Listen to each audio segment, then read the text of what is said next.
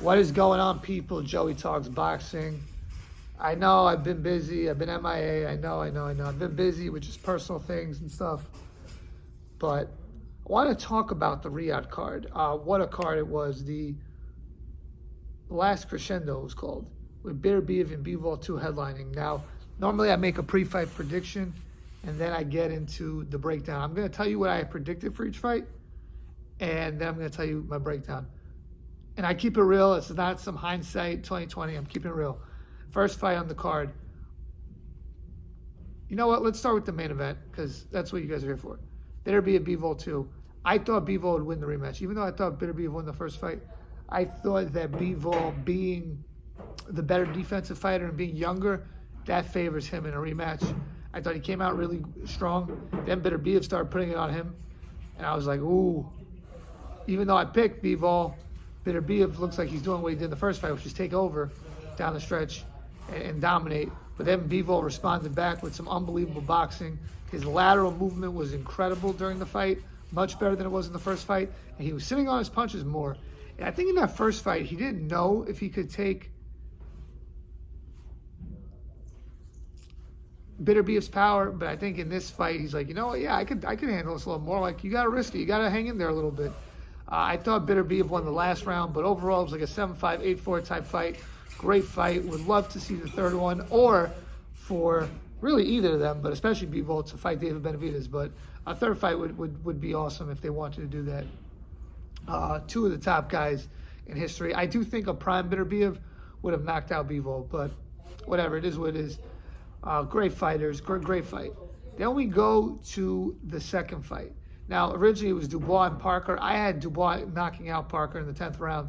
Now, obviously, Dubois came in sick. And I don't know what's happened there, because Dubois came in sick and Schofield was sick.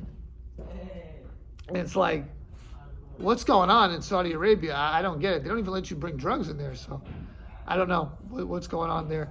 But then it becomes Joseph Parker versus Martin Bakole, who that's a pretty tough fight for such short notice. And Bakole is fighting Efe Ajagba coming up, so you look at that and you're like, ooh, that's interesting. Bakole was so out of shape, though. He looked terrible, man. Got clipped in the second round, top of the head, fell. And he looked like he didn't even get hit that hard. He couldn't get up. He was so not prepared for that fight. I get it. He got paid, and you still get the Efe Ajagba fight. I think his corner stopped the fight. I think they did that because they still have the Ajagba fight, and there's no reason to risk taking more punishment when your fighter's not fit. So whatever, it is what it is. Obviously, I wanted Parker and Dubois, but, you know, it is what it is. I think they'll do Dubois and Usyk 2 undisputed. And that leads me to the other heavyweight fight that was on the card. Zhilei Zhang and AJ Kabayel. I had Kabayel late stoppage, round 10. I thought that his body shots and the attrition would be too much for Zhang, who is really, really dangerous, but his stamina has always been his weakness.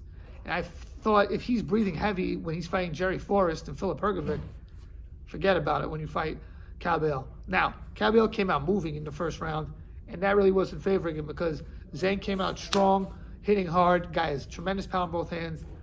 And I think Kabayel realized, I'm not going to win the fight like this. So I got to take it to him, back him up, work rate, body punching, and that will give me a better chance. And that's another guy. We talk about Bivol and Beterbiev.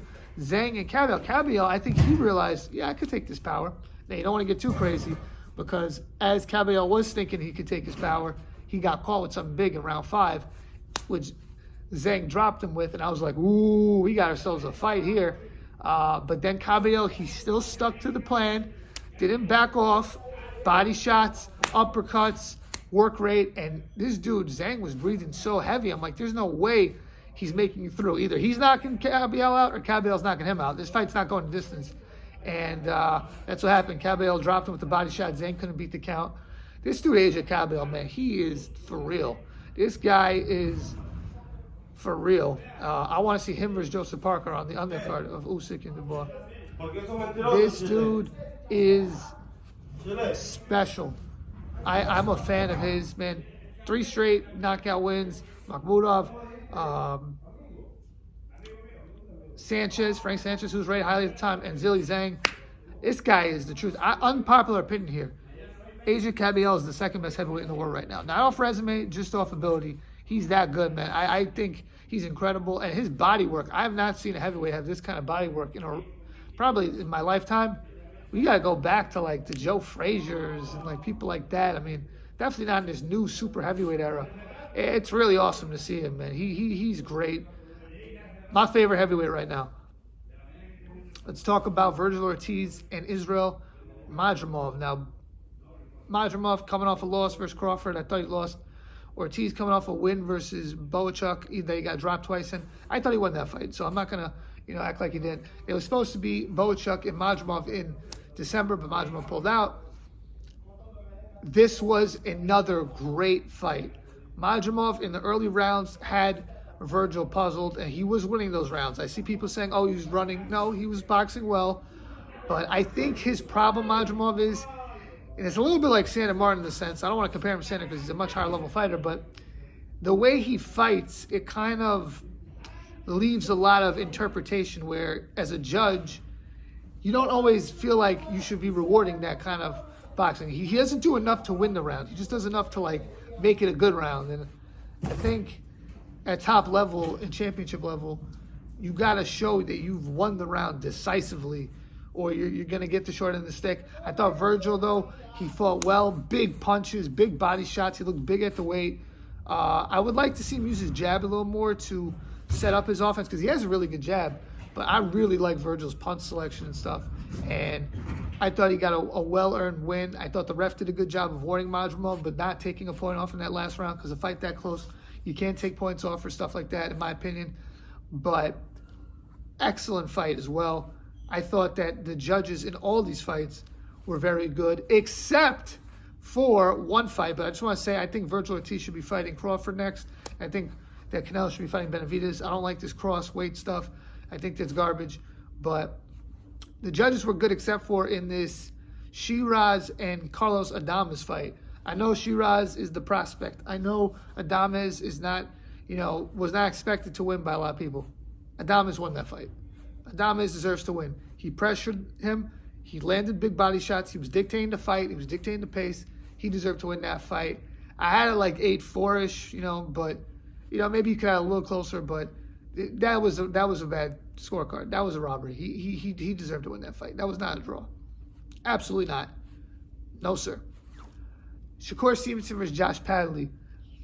Shakur Stevenson was supposed to fight Schofield, but Schofield got sick like Dubois. Like I said, I don't get what's happening. Shakur in this fight looked sensational. I don't know what people are talking about. The guy won every single round, pretty much. You want to say the first round, who cares? But the guy won every single round and stopped the guy, dropped him multiple times. Now, Shakur has some hand problems, but overall, the guy looked great. The guy's a great fighter. I just think people that don't like Shakur, like they either don't get it or they're just a fan of somebody else. This guy is tremendous. I think Shakur beats everybody at 35 and 40. He looked great. And I want to give Padley credit because a lot of people on Twitter, these bozos, making fun of a guy who's an electrician, has a job, and then chases his dreams. That's kind of similar to me with this, where I have a job. That's why I can't make these videos as often as I would like to.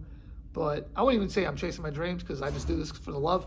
But I'm doing what I love. This guy came to fight, fought the best lightweight in the world, in my opinion, and gave it his all. People are just haters out here, man. Is he a top fighter? No, but because of this, he got a big payday, and he will be in big fights going forward. He'll be on Riyadh cards going forward. I just think people hate on Padley. I don't like that. I like the way Caleb Plant stood up for him. Stood up for the guy and said, like, what's wrong with you people? Like, he was talking about himself, Caleb Plant. Like, I used to work a job and then go to the gym and, like, yeah, like, that's what you do when you're trying to hustle and you're trying to get to the top. Not everybody has, big promotional backings and, $1 million offers and big, paydays all the time. Not everyone's going to be like Shakur Stevenson and Gervonta Davis and Demahaney and Lomachenko. Like, there are people like this. Joe Smith, guy from Long Island, New York. He was a construction worker. He got the chance to fight Hopkins, took advantage of the opportunity, beat Hopkins, and then got himself into contention, and then eventually won a belt, got big fights with Bivol. with Glazov, with Gilberto Ramirez, Beterbiev. Like, we got to embrace more of those kind of success stories in boxing. And I just didn't like that. But big shout out to Shakur. He looked great. The hand injuries, though, is something that I do wonder with him, because, like, that might be a problem going forward. But his skill is tremendous, man. This guy is great. And then we get to the first fight of the card, which I didn't think would be this good of a fight. But Callum Smith and Joshua Buatsi. Oh, by the way, I thought Shakur would win, but I thought he went on points. And I thought he went on points for Schofield also beforehand. And I picked Vergil to win on points versus Madrimov. But Shakur Stevenson looked great. Callum Smith and Buatsi. I thought Buatsi was going to win a decision. I thought that the younger guy, Callum Smith, he took a beating versus Beterbiev. I never really rated him so highly, to be honest with you. I thought he really lost to John Ryder. Got beat up by Canelo, got beat up by Beterbiev, but he proved me completely wrong. What a fight. That might have been the fight of the night. Like, if you just take away the names and what was at stake, that might have been the best fight of the night if you didn't know the two people fighting. Unbelievable action. Both guys dug deep. I thought they correctly gave the fight to Callum Smith. He deserved it. Big shout out to him. And if they do a third fight between Beterbiev and Bivol, why not do a Benavidez and Callum Smith fight? That would be unreal action between those two guys, both tall and long, love to bang on the inside. I think that would be a tremendous fight. And I think that that could even be a main event, honestly. That don't even have to be a undercard fight. But knowing Turkey, that'll probably be like the fourth best fight on the, biggest fight on the card, because this guy just stacks up everything. I think it's tremendous for boxing. I do wonder how long it'll last, because I don't know how much paper this guy has, but yeah, I know he's a part investor in DAZN, so maybe that's part of the reason why he wants to put on these cards. But this card was unbelievable. I thought it was surreal. Give me a second. Let me know what you guys think about this card. I thought this was the best card I've ever seen in my life. I had to go back and look at some of the old Don King cards that he had. But I would be hard-pressed to find a better card than this. Now, better card means the fights were better. I know there were names. Like, I saw a Don King card where you had Larry Holmes, Robert Duran, and Sugar Ray Leonard. Like, that's insane, obviously. And then you have Marvin Hagler versus Vito Antuofermo, and Sugar Ray Leonard versus Wilfredo Benitez. And some of the Tyson Holyfield cards, they had Nigel Benn, I think, was on them. Like, he had some amazing cards back in the days. But and the rematch card that Don King had, where it was all rematches of fights that were great. I'm just saying, I've never seen a card like this, and I'd be hard-pressed. But let me know what you guys thought about this card and about all the fight and the fighters that were in this video. Please like, share, comment, subscribe. Peace.